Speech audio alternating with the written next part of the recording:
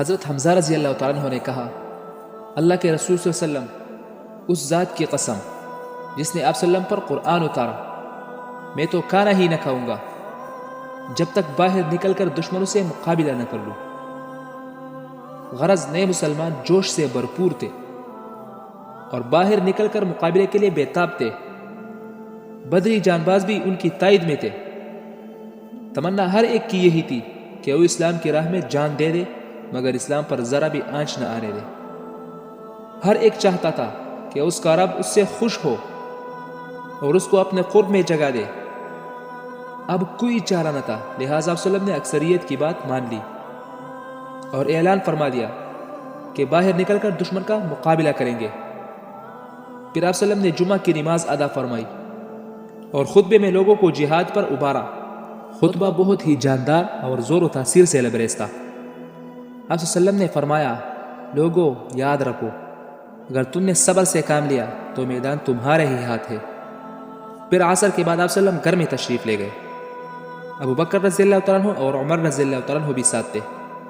ان دونوں نے آپ صلی اللہ علیہ وسلم کو ذرا پہنائی۔ پھر آپ صلی اللہ علیہ وسلم نے گلے سے تلوار لٹکائی اور اب آپ صلی اللہ علیہ وسلم بالکل تیار تھے۔ ادھر باہر کچھ لوگ تو بے حد خوش تھے کہ اب شہر کے باہر مقابلہ ہوگا، لیکن کچھ لوگ اس بات سے خوش نہ تھے اور باہر نکلنے میں خطرہ سمجھتے تھے۔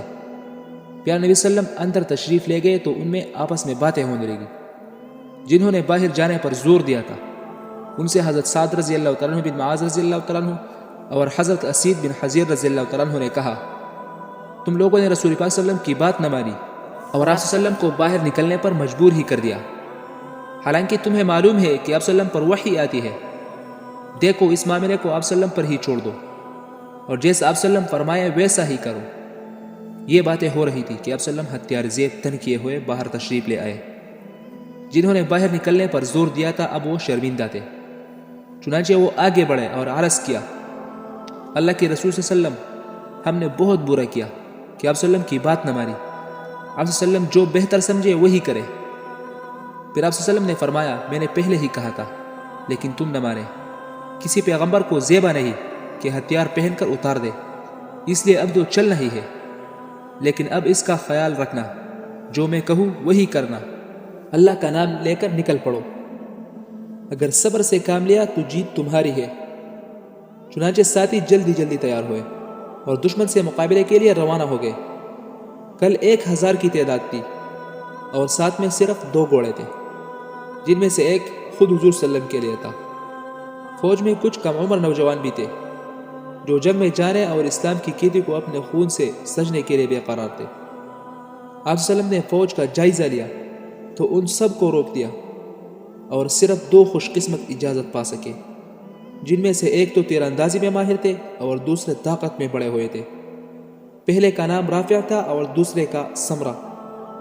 اس وقت دونوں کی عمر 15 سال تھی۔ فوج میں عبداللہ بن ابی بھی شامل تھا جو منافقوں کا سردار تھا، ساتھ میں اس کے 300 ساتھی بھی تھے۔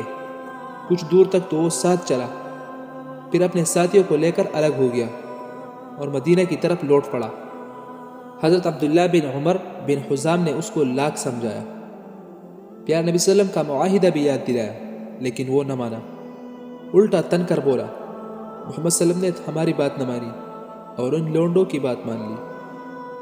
اب حضرت عبداللہ بن عمر رضی اللہ عنہ نے اس کے ساتھیوں کو سمجھانا چاہا، چنانچہ بڑی دردمندی سے کہا، بھائیو اللہ کا واسطہ دے کر تم سے کہتا ہوں، اس وقت جب کہ دشمن کا سامنا ہے، اپنی قوم اور اپنے نبی صلی اللہ علیہ وسلم کا ساتھ نہ چھوڑو۔ لیکن وہ یہ کہتے ہوئے چل دیے کہ اگر ہمیں یقین ہوتا کہ دشمن سے مٹ بھیڑ ہو کر رہے گی تو ہم تمہارا ساتھ کبھی نہ چھوڑتے، لیکن ہمارے خیال میں اس کی نوبت نہ آئے گی۔ بالآخر رسول خدا بقیہ فوج کو لے کر آگے بڑھے۔ اب صرف 700 مسلمان تھے جن کا 3000 دشمنوں سے پالا تھا۔ دشمن بھی ایسے کہ اکثر دل جلے تھے اور خون کا بدلہ لینے نکلے تھے۔ احد کے پاس دونوں فوجیں آمنے سامنے ہوئی۔ ایک طرف خدا کے مخلص وفادار بندے تھے اور دوسری طرف خدا کے باغی اور نافرمان دشمن۔ اب دونوں فوجیں مقابلے کی تیاری کرنے لگے۔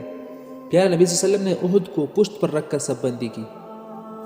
علم حضرت مصعب بن عمیر رضی اللہ عنہ کو عنایت فرمایا۔ پہاڑ میں ایک گھاٹی تھی، ڈرتا کہ دشمن پیچھے سے آ کر حملہ نہ کرے، اس لیے 50 تیر اندازوں کو وہاں بھی متعین کر دیا اور فرمایا تم لوگ ہماری پشت کی حفاظت کرنا، ایسا نہ ہو کہ ہم پیچھے سے در لیے جائے۔ دیکھو اپنی جگہ پر جمے رہنا، وہاں سے ہٹنا نہیں، اگر ہم جیت جائے اور ان کی فوج میں گھس جائے تب بھی تم اپنی جگہ نہ چھوڑنا، اور ہم قتل ہونے لگے تو مدد کے لیے بھی نہ آنا، البتہ ان پر تیروں کی بچاڑ شروع کر دینا، کیونکہ گھوڑے تیروں سے ڈرتے ہیں۔ قریش نے بھی نہایت سلیقے سے صف بندی کی۔ میمونہ پر خالد بن ولید کو مقرر کیا اور میسورہ کا امیر عکرمہ کو بنایا۔ علم خاندان عبدالدار کے ہاتھ میں تھا اور ابو سفیان کمانڈر تھا۔ ابو سفیان نے علمبرداروں کو جوش دلاتے ہوئے کہا، جھنڈے ہی پر ہار جیت کا فیصلہ ہوتا ہے، اس کا حق ادا کرو ورنہ اس سے چھوڑ کر کنارے ہو جاؤ۔ یہ سننا تھا کہ عبدالدار کے جوانوں کو جوش آ گیا اور وہ غیرت سے بےتاب ہو گئے، چنانچہ سینہ تان کر بولے، مقابلہ تو ہونے دو، اس وقت تم ہمارے کرتب دیکھنا۔ عورتوں کے جوش کا بھی عجیب عالم تھا، ہند ان میں سب سے آگے تھی۔ یہ عورتیں صفوں کے درمیان گھومتی اور مردوں کو جوش دلاتی، ان میں غیرت کی آگ بھڑکاتی اور دف بجا بجا کر کہتی، عبدالدار کے جوانوں آگے بڑھو، وطن کے پاسبانوں آگے بڑھو اور بے تکان تلواریں چلاؤ۔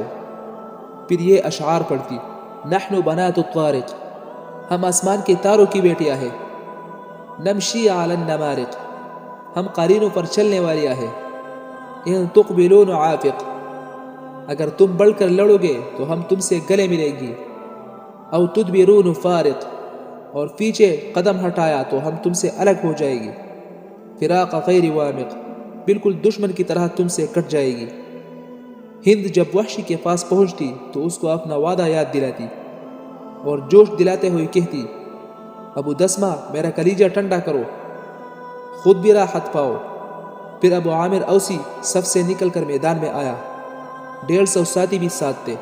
اس کا خیال تھا کہ انصار اسے دیکھیں گے تو ابو سلم کا ساتھ چھوڑ دیں گے، چنانچہ اس نے زور سے پکارا، اے لوگو میں ابو عامر ہوں، مگر مسلمانوں نے نہایت سختی سے جواب دیا، آؤ بدکار، خدا تیرا منہ کالا کرے۔ یہ سن کر ابو عامر نے کہا، میرے بعد میری قوم بگڑ گئی۔ پھر کچھ دیر تک دونوں طرف سے پتھر چلتے رہے، آخر ابو عامر اور اس کے ساتھیوں نے پیٹھ دکھا دی۔ پھر ابو سفیان پکارا، اوس و خزرج کے لوگوں، تم بیچ سے ہٹ جاؤ اور ہمیں اپنے بھائیوں سے مقابلہ کرنے دو، ہم تم سے کچھ نہیں بولیں گے۔ اوس و خزرج نے سنا تو ابو سفیان کو برا بھلا کہا اور بری طرح پٹکار دیا۔ اب پیارے نبی صلی اللہ علیہ وسلم نے عام حملے کی اجازت دے دی، کچھ ساتھیوں کو میمونہ کی طرف بھیج دیا اور کچھ کو میسورہ کی طرف، اور لڑاکا دستے کو دشمن فوج کے قلب میں گھسنے کا حکم دیا۔ شیر اسلام حضرت حمزہ رضی اللہ تعالیٰ عنہ آگے بڑھے اور نہایت گرجدار آواز کے ساتھ نعرہ لگایا، جو حقیقت میں آج سارے مسلمانوں کا نعرہ تھا، مارو خوب مارو۔ پھر حضرت علی رضی اللہ تعالیٰ عنہ دشمن کے قلب میں گھس گئے۔ فوج کا جھنڈا طلحہ کے ہاتھ میں تھا، اس لیے وہ مقابلے کے لیے سامنے آیا۔ حضرت علی رضی اللہ تعالیٰ عنہ تلوار لے کر بجلی کی طرح جپٹے اور پوری طاقت سے اس پر وار کیا، چنانچہ اب وہ زمین پر پڑا تھا۔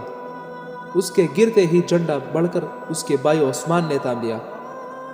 اب حضرت حمزہ رضی اللہ تعالیٰ عنہ نے بڑھ کر اس پر حملہ کیا اور جس ہاتھ میں جھنڈا تھا وہ ہاتھ کٹ کر نیچے گر گیا۔ عثمان فوراً جھنڈا دوسرے ہاتھ میں لے لیا۔